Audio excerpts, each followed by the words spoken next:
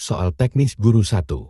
Teori yang menyatakan bahwa peserta didik selama kegiatan belajar lebih ditekankan untuk aktif berpikir, menyusun konsep-konsep, serta memberi makna tentang hal-hal yang dipelajari. Dan yang paling penting, terwujudnya belajar adalah niat peserta didik itu sendiri.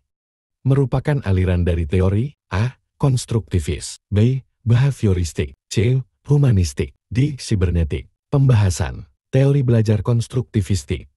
Memahami belajar sebagai proses pembentukan konstruksi pengetahuan oleh peserta didik. Itu sendiri, pengetahuan ada di dalam diri seseorang yang sedang mengetahui.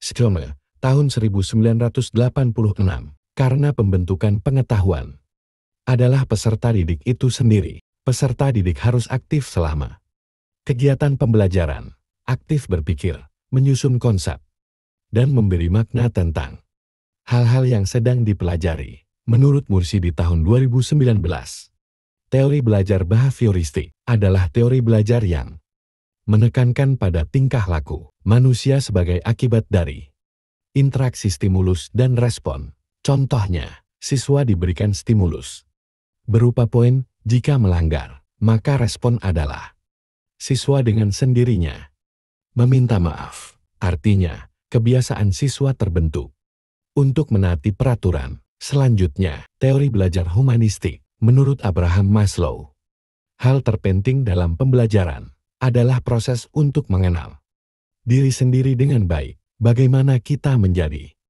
diri sendiri di dalam prosesnya dan menemukan potensi diri yang bisa kita kembangkan. Inti dari teori humanistik ini adalah baik murid maupun gurunya fokus terhadap proses pembelajaran.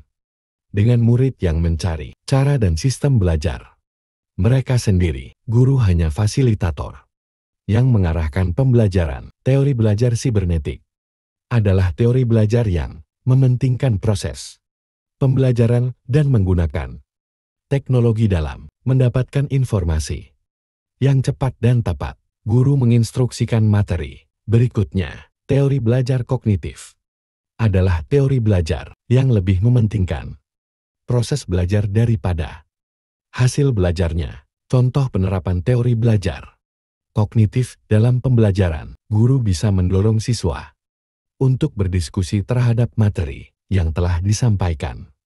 Meminta siswa untuk memberikan ide atau pendapat yang mereka miliki. Jawaban dari soal ini adalah bagian A, karena hanya itu teori yang pembelajarannya dari siswa sendiri. Bantu saya dengan klik subscribe, like, dan komen jika video ini bermanfaat.